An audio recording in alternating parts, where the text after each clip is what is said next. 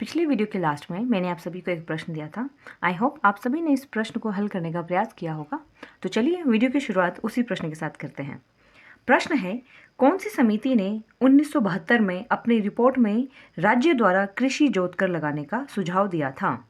Option A चेल्लैया समिति, option B Abid Hussain समिति, option C राज समिति या ऑप्शन डी केलकर समिति। तो आपको बताना है कि कौन सी समिति ने कृषि जोत कर लगाने का सुझाव दिया था। तो इसका सही आंसर हो जाएगा ऑप्शन सी राज समिति। तो राज समिति ने 1972 में एक रिपोर्ट जारी करी थी जिसमें उन्होंने राज्यों द्वारा कृषि जोत कर लगाने का सुझाव दिया था। इसके अलावा अगर हम बाकी ऑप्शंस को देखें, ऑप्शन ए चेल्लैया समिति, तो आपको याद होगा इसके बारे में हमने पिछले वीडियो में भी डिस्कस किया है। चेल्लैया समिति का जो संबंध है वो किससे है? प्रत्यक्ष कर के सुधार से है। और ऑप्शन बी आबिद हुसैन समिति, इसका संबंध स्मॉल स्केल इंडस्ट्रीज से है, यानी कि लघु उद्योगों के समस्याओं की जांच से संबंधित है। उसके अलावा ऑप्शन डी केलकर समिति, तो ये बहुत इंपॉर्टेंट है, ये याद रखिएगा आप। जो केलकर समिति है इसका संबंध है ट्रिपल पी PPP यानी कि पब्लिक प्राइवेट पार्टनरशिप से है और बुनियादी ढांचे के विकास से भी है। इसके अलावा एक और चीज़ याद रखनी है आपको, केलकर समिति ने GST की भी सिफारिश की थी। तो चलिए इसी के साथ शुरू करते हैं हमारे वीडियो को। हेलो एवरीवन, मेरा नाम है पूजा और आप सभी का स्वागत है हमारे यूट्यूब चैनल मेरी क्लास में। ये हमारे सुपर 10 सीरीज़ का 6th वीडियो है जिसमें हम आपको इंडियन इकोनॉमी से related most important MCQ solve कराएंगे। तो चलिए वीडियो की शुरुआत करते हैं। तो आपका पहला प्रश्न है, पूरा मॉडल PURA की अवधारणा किसके द्वारा प्रतिपादित की गई? Option A Amartya Sen, option B Mahbub ul Haq, option C APJ Abdul Kalam या ऑप्शन डी नरेंद्र मोदी। तो आपको बताना है ये जो पूरा मॉडल है इसकी अवधारणा निम्नलिखित में से किसने दी थी? तो इसका सही आंसर हो जाएगा ऑप्शन सी APJ अब्दुल कलाम। तो जो ये पूरा मॉडल था ये APJ अब्दुल कलाम के द्वारा प्रतिपादित किया गया है। पूरा PURA पूरा की फुल फॉर्म है providing of urban amenities to rural areas. और पूरा मॉडल के बारे में APJ अब्दुल कलाम जी ने अपनी पुस्तक टारगेट 3 बिलियन में बताया है। तो चलिए बढ़ते हैं नेक्स्ट क्वेश्चन की ओर। Question number 2, an outline of money नामक पुस्तक किसने लिखी? Option A Crowther, option B JM Keynes, option C AC Pigou या ऑप्शन डी प्रोफेसर मार्शल। तो आपको बताना है एन आउटलाइन ऑफ मनी नामक पुस्तक किसने लिखी? तो इसका सही आंसर हो जाएगा ऑप्शन ए क्राउथर। तो क्राउथर ने एन आउटलाइन ऑफ मनी नामक पुस्तक लिखी थी। तो चलिए बढ़ते हैं नेक्स्ट क्वेश्चन की ओर।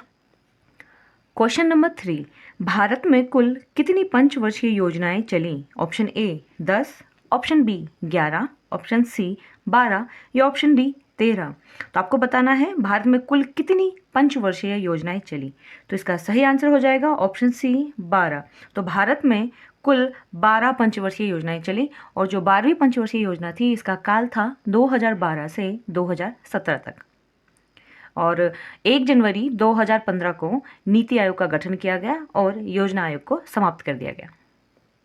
तो चलिए बढ़ते हैं इसी के साथ नेक्स्ट क्वेश्चन की ओर। क्वेश्चन नंबर 4, भारत सरकार ने नई जनसंख्या नीति की घोषणा की थी। ऑप्शन ए 16 अप्रैल 1976 को, ऑप्शन बी 15 फरवरी 2000 को, ऑप्शन सी 25 अप्रैल 1997 को या ऑप्शन डी 5 अप्रैल 1975 को। तो इसका सही आंसर हो जाएगा ऑप्शन बी 15 फरवरी 2000 को। तो भारत सरकार ने नई जनसंख्या नीति की घोषणा 15 फरवरी 2000 को की थी। तो चलिए बढ़ते हैं इसके साथ नेक्स्ट क्वेश्चन की ओर। क्वेश्चन नंबर 5, भारत में औद्योगिक उत्पादन सूचकांक किसके द्वारा जारी किया जाता है? ऑप्शन ए भारतीय रिजर्व बैंक, ऑप्शन बी वित्त मंत्रालय, ऑप्शन सी सांख्यिकी और कार्यक्रम कार्यान्वयन मंत्रालय या ऑप्शन डी नीति आयोग। तो आपको बताना है निम्नलिखित में से कौन औद्योगिक उत्पादन सूचकांक यानी कि IIP इंडस्ट्रियल प्रोडक्शन इंडेक्स को जारी करता है। तो इसका सही आंसर हो जाएगा ऑप्शन सी सांख्यिकी और कार्यक्रम कार्यान्वयन मंत्रालय यानी कि MOSPI।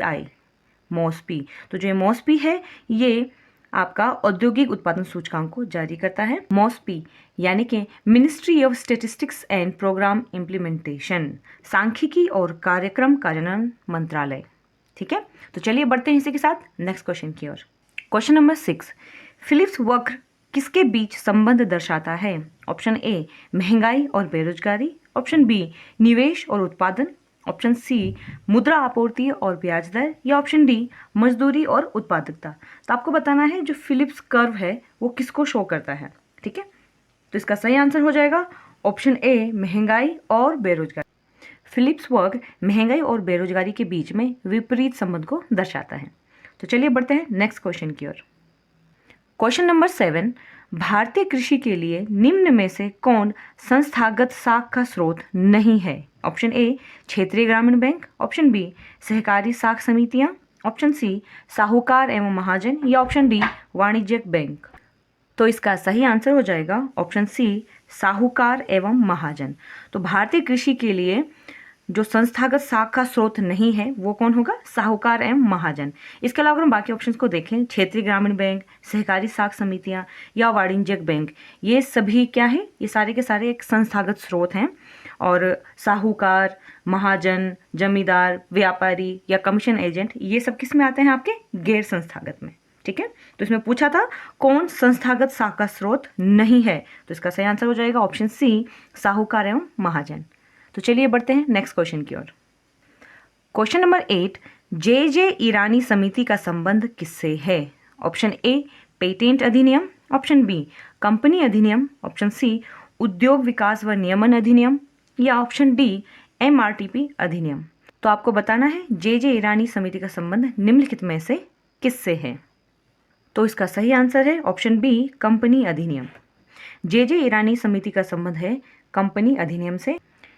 इसके अलावा अगर हम अन्य ऑप्शंस को देखें, ऑप्शन ए पेटेंट अधिनियम, तो आपको याद रखना है कि न्यायमूर्ति N राजगोपाला अयंगर समिति की सिफारिश के आधार पर 1970 में भारतीय पेटेंट अधिनियम स्थापित किया गया।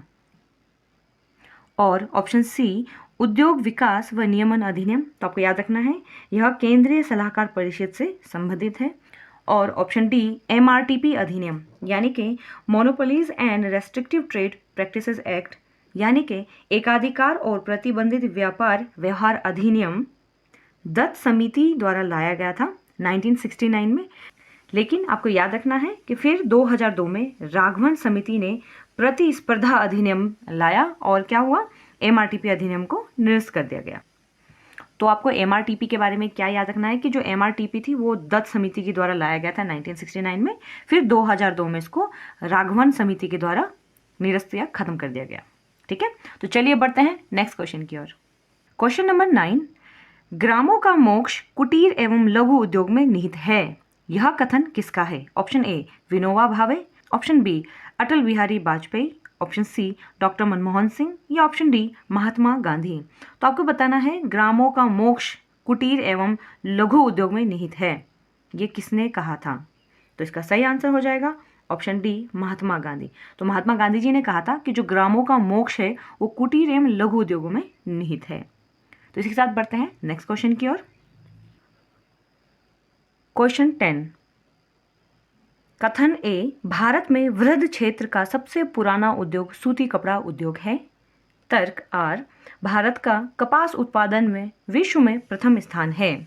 आपके ऑप्शन है ऑप्शन ए तथा आर दोनों सही है तथा आर ए की सही व्याख्या करता है, ऑप्शन बी ए सही है तथा आर गलत है, ऑप्शन सी ए गलत है परंतु आर सही है, या ऑप्शन डी ए तथा आर दोनों गलत हैं।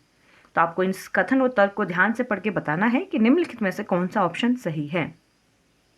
तो पहला कथन है भारत में वृहद क्षेत्र का सबसे पुराना उद्योग सूती कपड़ा उद्योग है, जो कि बिल्कुल सही बात है। भारत में जो वृहद क्षेत्र का सबसे पुराना उद्योग है वो सूती कपड़ा उद्योग है। इसके अलावा आपको याद रखना है कि जो प्रथम सूती कपड़ा मिल थी वो 1818 ईस्वी में कोलकाता के पास फोर्ट ग्लोस्टर में लगाई गई। और तर्क है भारत का कपास उत्पादन में विश्व में प्रथम स्थान है। तो ये गलत हो गया क्योंकि भारत का कपास उत्पादन में प्रथम नहीं द्वितीय स्थान है। यानी कि आपका कौन सा ऑप्शन सही हो जाएगा? ऑप्शन बी सही हो जाएगा, ए सही है तथा आर गलत है। तो इसी के साथ चलिए बढ़ते हैं हमारे आखिरी क्वेश्चन की ओर और ये प्रश्न है आप सभी के लिए। तो प्रश्न है उदय है, उदय यानी कि UDAY है। ऑप्शन ए संयुक्त वितरण प्राधिकरण, ऑप्शन बी उज्ज्वल डिस्कॉम आश्वासन योजना, ऑप्शन सी उत्तर प्रदेश, दिल्ली, असम तथा ओडिशा राज्यों का संघ, या ऑप्शन डी एक गैर सरकारी संगठन। और यदि आपको इसका आंसर मालूम है तो हमें कमेंट कर जरूर भेजें। और यहाँ तक हमारी वीडियो में बने रहने के लिए आप सभी का बहुत बहुत धन्यवाद। और हम ऐसे ही आप सभी के लिए इम्पोर्टेंट MCQs लाने का प्रयास करते रहेंगे। अगर आपको हमारी वीडियो यूज़फुल और हेल्पफुल लगती है तो प्लीज़ लाइक, कमेंट और चैनल को सब्सक्राइब करें और अपने भाई बहनों और दोस्तों में इसको ज़रूर शेयर करें। Thank you so much.